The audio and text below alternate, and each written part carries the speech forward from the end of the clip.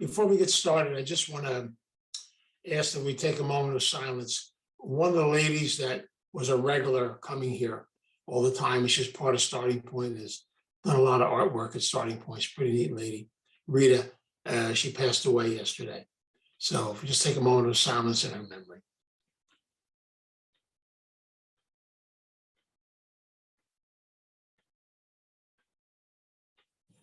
Okay, thank you. I just want to emphasize we're continuing the series on the 12 spiritual principles. And I want to begin tonight by doing a reading from the For Today book, which is the daily meditation book for eating disorders. And I love this reading. It kind of fits into our topic for tonight. I want to be myself, but what is myself? It is being my own person, not the person for another, all the time smiling, joining in, going along, and not wanting to at all. That is not being my own person.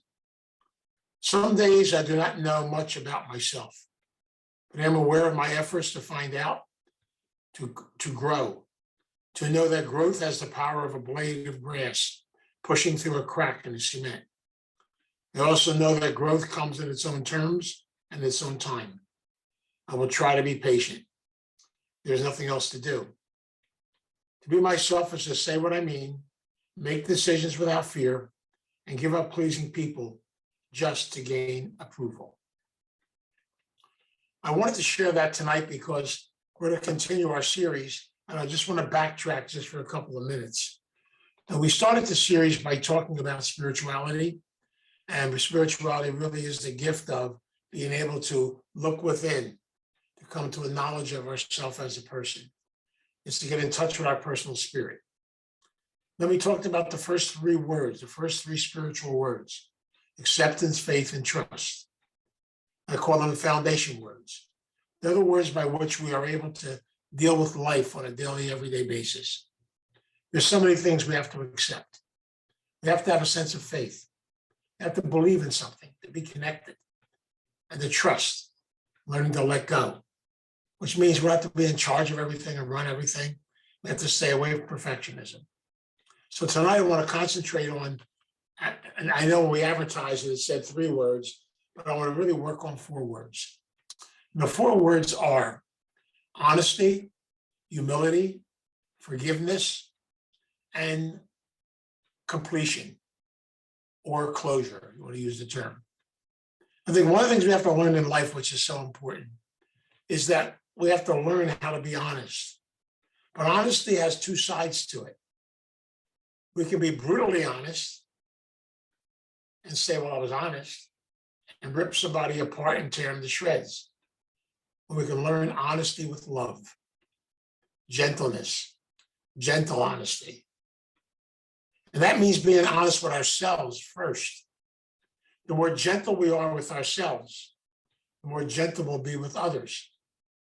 And the unfortunate part about it is, as that reading said tonight, we have a tendency to look on the outside, not on the inside.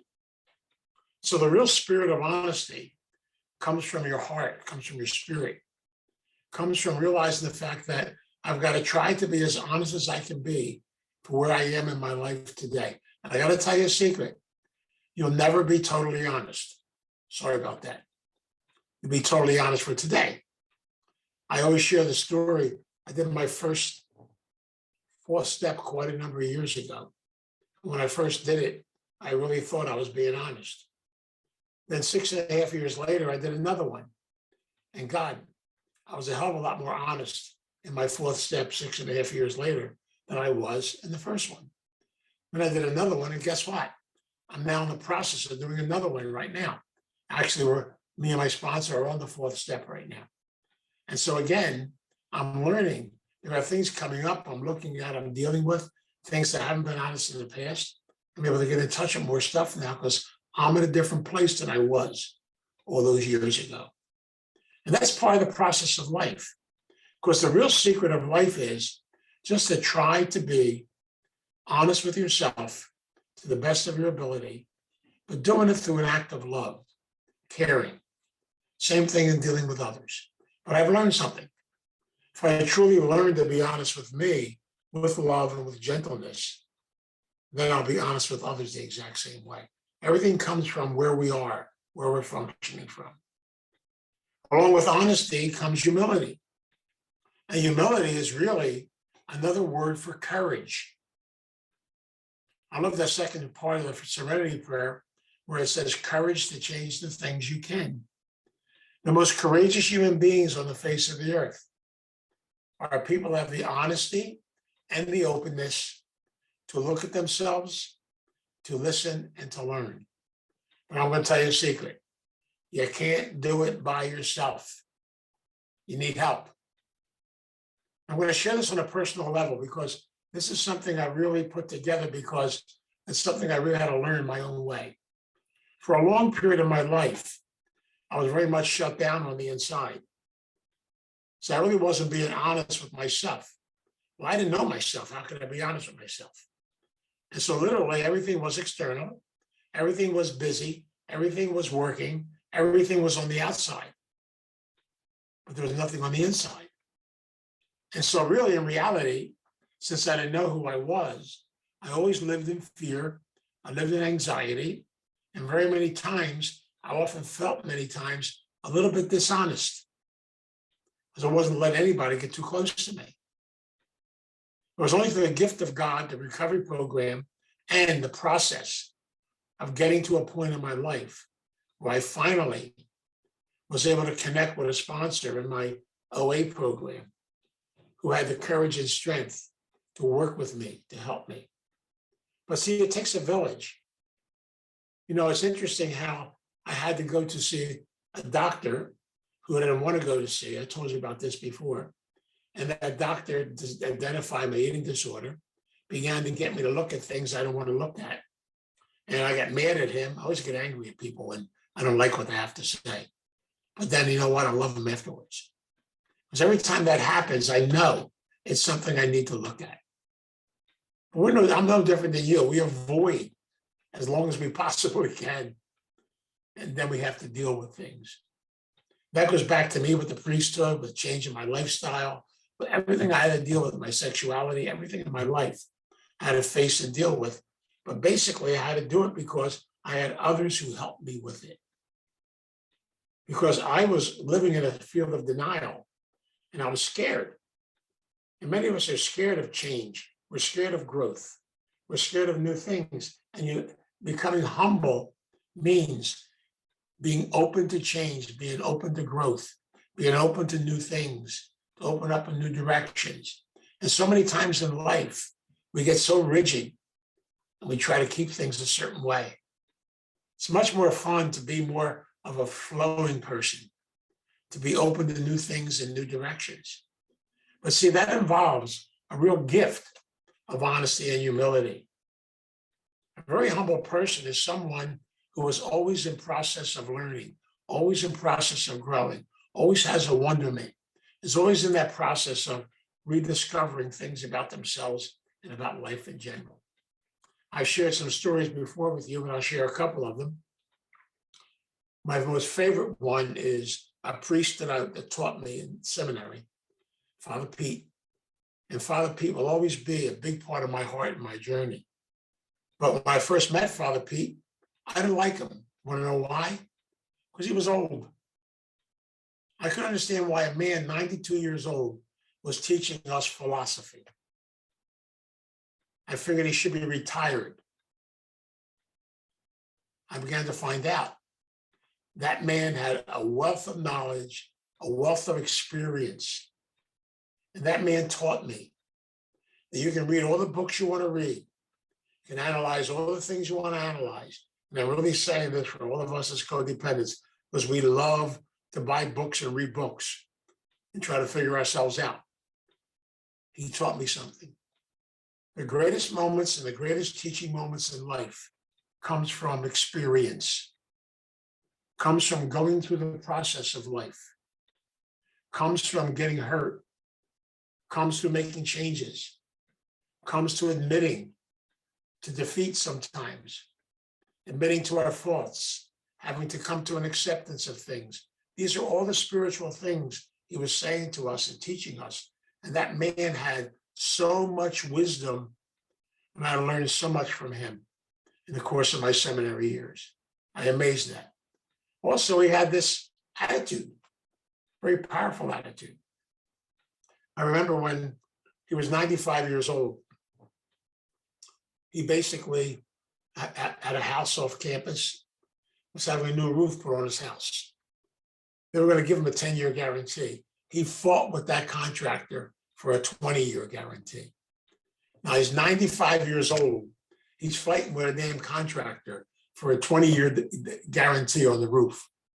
I love him, but that's the spirit he had, because he may have been 95 in years. His body may have been frail a little bit, but his life, his attitude, his spirit was alive. He knew who he was. He was comfortable being him.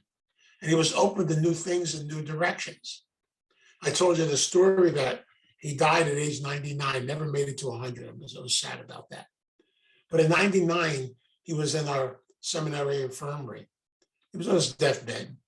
And as a seminarians, we used to have to spend time with him. I was with him one day and he said to me, "Hey, little boy," always call me little boy, "come here." He said, "Take this list of books, go to the library and get them for me." In my mind, I'm saying, the man's dying. He wants to go to the library and get him some books. I said, "What's this all about?" I didn't say it out loud. I went and got the books and brought them back. I said, "What do you want these books for?" He said, "Listen, I'm not dead yet. Before I die, I want to learn something new." That's what I call a real spirit. And that's the spirit we have to work for inside of ourselves, because we can get put down by so many things in this life. We live in a crazy, insane world. It's going to get crazier. You know why? It's no different than the rest of than history and stuff to that effect. And so as a result, then we have to learn that we have to develop our spirit in the middle of all that craziness. There's a lot of dishonesty in the world. There's a lot of stuff that's going on. But the bottom line is, what's going on inside of us and in those we are connected to, in the sense of the people around us. That's the secret to life. You're not going to change that world. Believe me, I tried. You know, that got me 2 addictions and a nervous breakdown. Don't do that. The bottom line is, I realize over and over again, you got to look within, you got to take care of you. And then from you, you reach out, you touch others, you experience others. We also have to learn, as part of this growth process, we have to learn the art of forgiveness. See, as people, we have to learn every day how to forgive ourselves. I am convinced, as I speak from my own experience, the person we're the hardest on is ourselves. We have to learn to ease up a little bit, relax, take it easy, enjoy life. We have to learn how to forgive. And forgiveness is a gift. It's a very spiritual gift. It's a very spiritual principle to live by. But when we learn to forgive ourselves, we've all done things in our life. Come on, let's get real.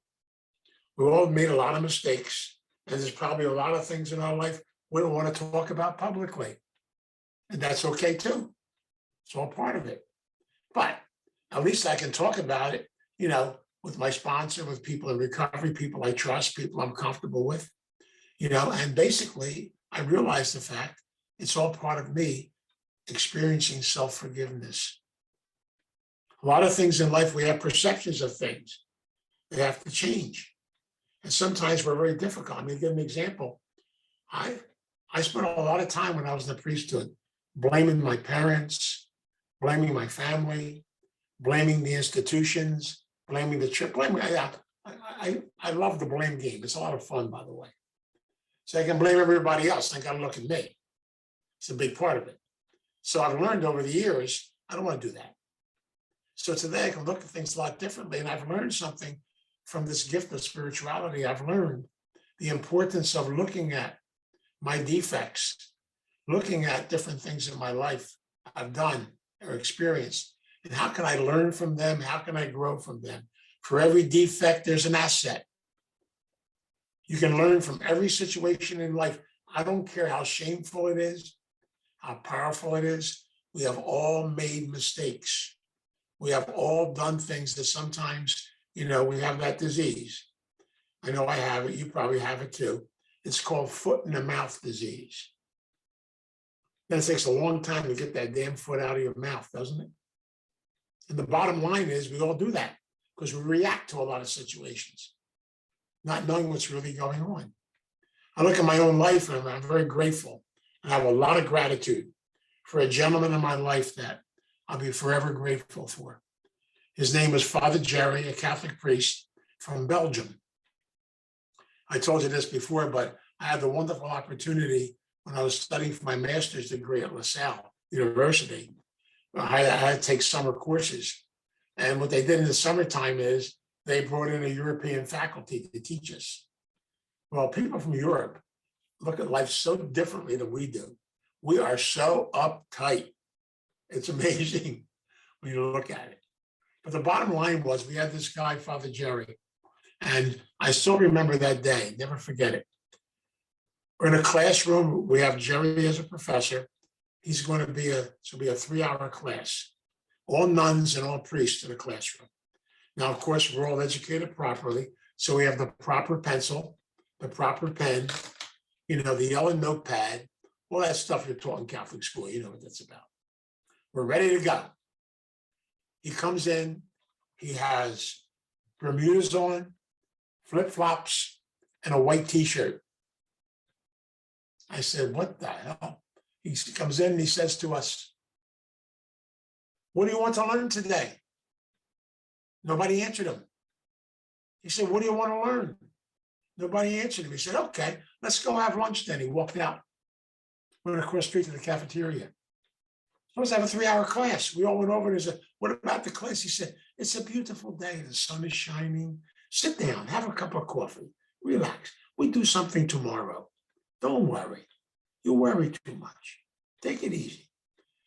I went through that whole class with that man. He made me nuts. I love him. At the end of the class, he gave us our comprehensive exam.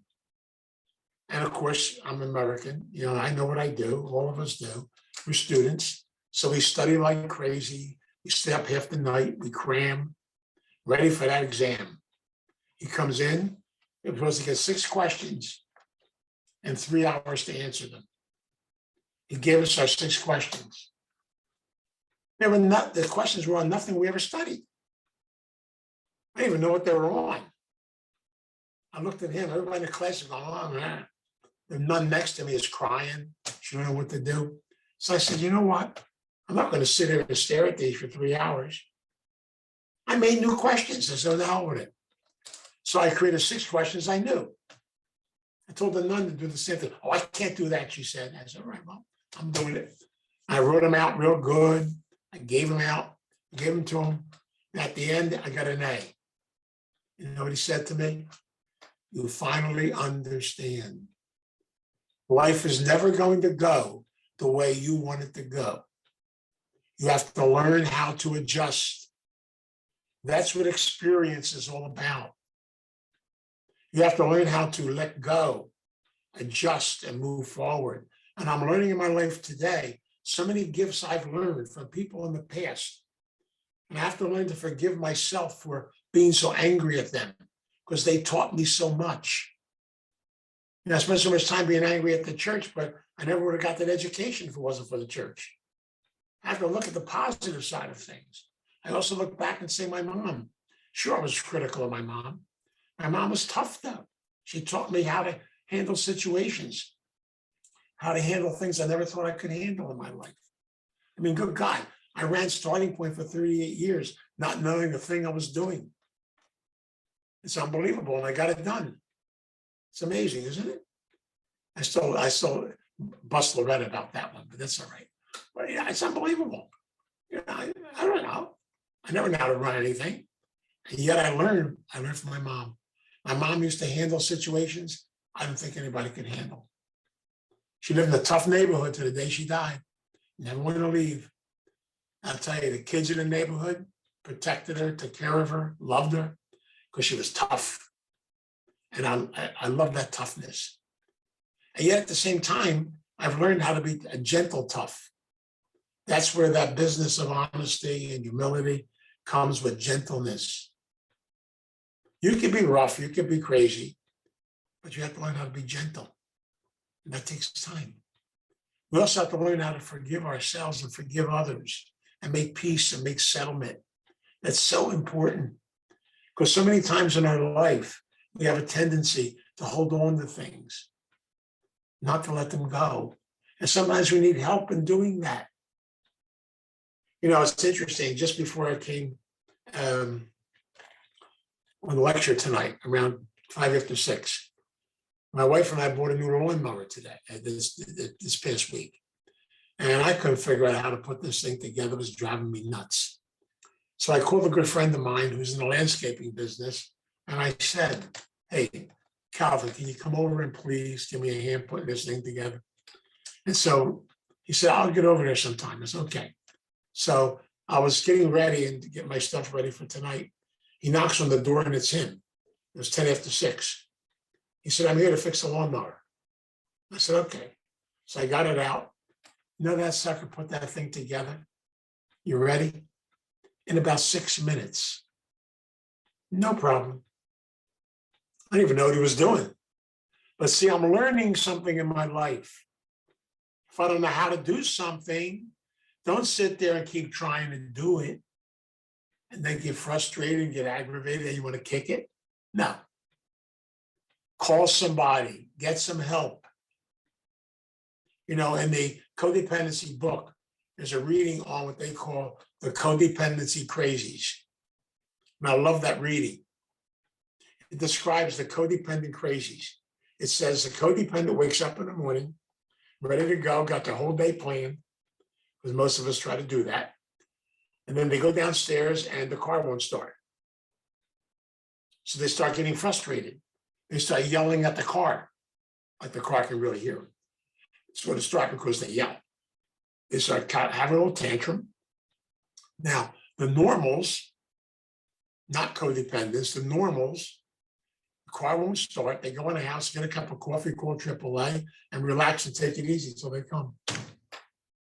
Not the codependents. We have to yell at the car.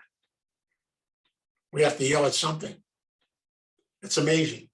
You know, that's one of the reasons why when you learn to forgive and you learn to settle things in your life, you also learn how to laugh, how to look at ourselves and realize the fact, look at some of the crazy stuff we've done in our life. And look back on it, but have the guts, have the courage, have the humility to be able to learn from it, grow from it, experience it. You know, I'll tell you a story. There are lots of stories. I love telling stories.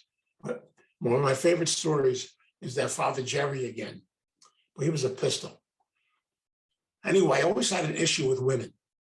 Nothing personal, guys. But I always had an issue with women. I was always scared of them, to be honest with you. And that goes back to I was raised by the 5 generals who scared the living crap out of me as a kid. And so to me, I never really had a connection with women. And so when I was in the training course with Jerry, Jerry said to me one day, he said, he knew about my issue. And he said, you come with me for the weekend. I said, where are we going, Jerry? Don't worry about it. You just come with me. I said, okay, but man, I like to know where I'm going. I got in the car, I drove off with him. God works in funny ways. We got to the retreat house up in Upper Pennsylvania, and it was 1 o'clock in the morning when we got there. He had the key to a little cottage, went in there, got some sleep, went over to the retreat house the next morning, went into the conference room, and he didn't tell me that it was a conference for 65 women. They were all medical missionary sisters who were doctors and nurses. And, you know, they dressed normally. So I got to spend 3 full days with 65 women. I got over my fear of women real quick. You know what's so beautiful about that? This is how we learn, how we grow, because we have these fears inside of us. We have these little things that project inside of us. And we need somebody to push us, to get us going, to move us. And that's important. And today, I'm able to have a greater sense of my feminine self. as well as my masculine self. I'm learning more balance in my life, and I'm beginning to enjoy it. And I celebrate this because I realize the fact I had to be able to come to that forgiveness of myself for having all that, my closed mind, all that stuff shut down. And I realize now there's some things I did on my journey, and I'm not going to do my fifth step with you tonight, so don't get nervous. But basically, on my journey, I've done a lot of things. I'm grateful I can talk about them today. I can share them today. And I'm grateful I have people in my life I can share them with. And that's how you heal. That's how forgiveness comes along. Because when you keep stuff inside, it ferments. And then you get sick. We have to learn to let stuff out, to open up, to relax, to take it easy, to go with the flow. That's what forgiveness and settlement is really all about. I've learned over and over again, there are situations in life you have to make settlement with. Some of them you can do directly, some you can't. I learned that from the 9th step and the 9th step promises. I learned in the program, you only work things out with people if it's open, they're open to do it, and you're open. It's going to be a good situation for you too. It's all part of it. And I've learned over and over again that when you stop trying to control life, you have that attitude of honesty, humility, openness, growth, and change, and you begin to realize the value of all this, then you start to discover new gifts, new talents, new things inside of yourself as a person. But I'm learning more and more now, the more I try to organize life and control life, the more I have no control over anything. So you go in a flow. It's funny sometimes, but I've learned this over and over again in my own growth, because I've learned that sometimes I get nervous, I get scared. I want to do a talk or give a talk somewhere. I wonder what I'm going to say the right thing or not. Then I just say a prayer before my talk, and I say, okay, boss, it's you and me. Help me out. And somehow stuff comes out. I don't even know where it comes from, but it comes out. When I'm done, people say to me, oh, I'm taking notes. You remember? I don't remember what I said. Come on, give me a break here. That's the fun part about it. Because the spirit, you get in touch with your spirit, you enjoy it, you celebrate it. That's how life is supposed to be. And I know there's other things in life we have to do. You have to go to work, you got to struggle through things, you got to raise families, you got to go through all of that. That's all called wisdom. It's all called experience. It's all called, sometimes we have to have heartbreak. We have to have losses. We have to have changes. We have to go through a lot of struggle for that a lot of times. And sometimes that has to happen. But I'm telling you, if we have the courage to go through it, have a sense of forgiveness and healing, then the next stage of life will open up to you. That's why you're never done. It's all part of the process we go through in life. That's why I get so damn excited. I can't help it. Because I realize, I figure maybe I got maybe another 18 years anyway. We'll see what happens. Next month it'll be number 82. So I got a lot of experience now. I'm getting to experience some different things, but I got a lot more to experience. That's why my patron now is Father Pete. I want to be able to learn something new when I'm 99, just like him. I want to learn something new tomorrow. I want to discover another thing tomorrow. I have people I'm working with, people I'm connected with. But the thing I'm learning more and more is I learn from them. If you open your heart and open your mind, you'll be able to learn. And so these spiritual principles of honesty, everything we do in life, we have to try to temper it with love. So have the spirit of honesty, have a sense of humility, have the courage to change, the courage to grow, the courage to move to new things, and the courage to let go. It's part of a process. I even look at starting point, and guess what? It's moving into a new direction, a new way, new concepts. There's things I used to be able to do I can't do now. And as a result, I'm learning over and over again about myself and what I can do and what I can't do. And everything's got to change in life. Nothing stays the same. It's even interesting. You get to know yourself a little bit. You know that there's certain things you can do and certain things you can't do. For example, I've had the wonderful gift of being able to write 3 or actually 4 beautiful books. I wrote them, just believe it or not, the majority of my books I wrote flying on an airplane back and forth to California when I worked there. And I mean, to Florida when I worked there 6 years as part of the EAP program. I used to write on a plane. I loved it. It's amazing how much stuff came out. And sometimes I wonder, and yet I'm grateful. But I've learned over and over again, as much as I've been able to write books, I can't read books. They bore me. It's part of my personality. If I took my book I wrote and sit down, if I get 6 pages, I'll be good. I'll be falling asleep. I have this little attention deficit thing. I just can't get into it that way. But I'm good at absorbing. I don't mind audiobooks. I don't mind listening, learning in other directions. So I learned to adjust, like Father Jerry taught me. I learned to adjust to new things in new directions. And so I can learn from people, from experiences. Some of the greatest teachers in my life have been people in recovery, people I've met over the course of my journey. Some of the greatest teachers I've seen have come from some of the strangest people. It's that experience that means so much, and growth comes from it. I've got a lot of stories I can tell today because I'm old. When you're old, you can tell stories. And so as a result, then, you're able to have things because you've been through things, you've been through experiences, you've met people, you can carry messages forward, you can do all this stuff. And that's part of the excitement of spirituality, the excitement of spiritual living. And that's why it's so important to look back at these principles and live by them. Live a spirit of honesty to the best you possibly can, but do it with love. Live the gift of humility. Be open to new things and new directions. Be open to change. Be open to a new way to go in life. Have a sense of forgiveness, of healing. Make peace, settlement.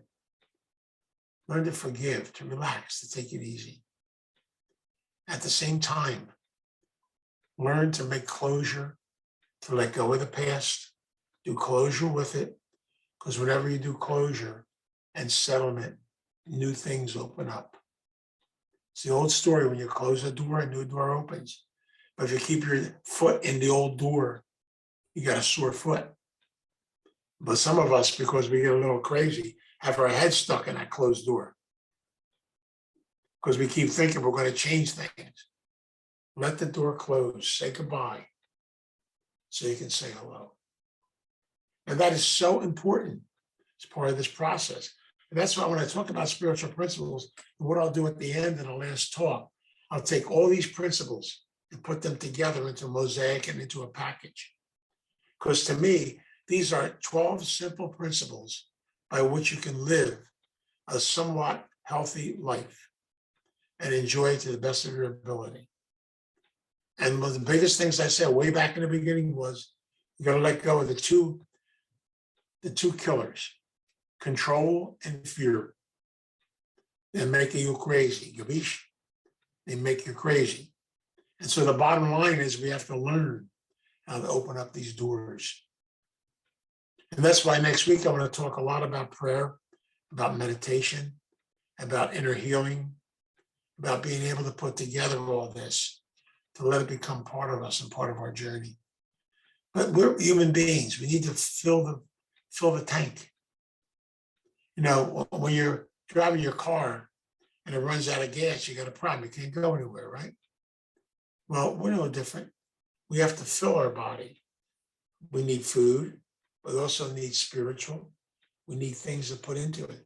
So our body continues this process of growing. Our mind continues growing. Things keep happening. I really shouldn't say that physically, because as you get older, you don't continue growing. You go the other way. They asked me the other day at the doctor's office, how tall are you? I said, well, I used to be 5'9", but I think I'm 5'7.5" now. I said, I'm starting to come back to earth. I said, and they just laughed, because the guy I was talking to, the nurse, was probably about, 28, 29 years old. I gotta be careful what I say, because sometimes they don't understand the language, Even tonight, when the guys were here working on a lawnmower, I said, geez, you guys made a house call. It's fantastic. The guy looked at me and said, what's a house call? I said, what you just did. See, terminology changes, people change. Sometimes I talk to some of the teenagers at starting point, and I have to really ask them to translate for me. Because sometimes I wonder what they're talking about, because they have a different language. Same thing when people text me with all these little abbreviations and everything. I have to go in the other room, talk to my younger receptionist and say, all right, translate it. I just got a text. Because they have all these little things they stick in now. I don't know. It's not a language, but it's fun. Enjoy it. That's why, texting and all that stuff and everything else, there's a good side to it. There's a negative side to it. And Loretta, there's a good side of technology, a negative side to it. It's all part of everything we do in life, right? So she gets upset about technology and I keep telling her I love it. So I drive her crazy. I love doing that. It's the fun part about it. But that's the fun part about life. Celebrate one another. Celebrate your life. Celebrate who you are. We're coming up on Easter and Passover. They're two gigantic celebrations. And I want to wish all of you either a happy Passover or a bona fide happy Easter. But at the same time, in Italian, they call it Buona Pascha. Actually, believe it or not, my last name, Di Pasquale, if you translate it, it means of Easter, translated. So I'm the Easter bunny. How about that? But it's interesting too. I did my coat of arms for my family coat of arms in Italy.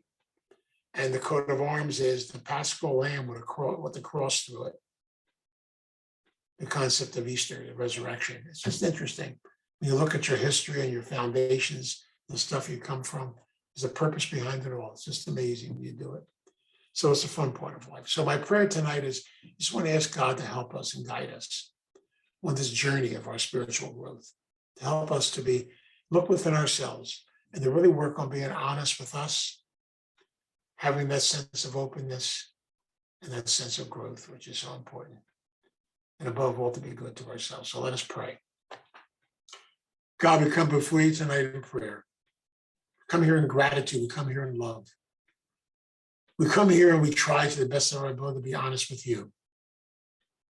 Help us, please.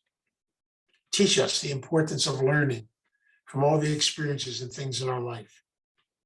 Even to learn from those things in life that are tough to be able to handle, from losses, things that happen to us. Teach us to try to be open, to try to learn. We ask your guidance. We ask your direction.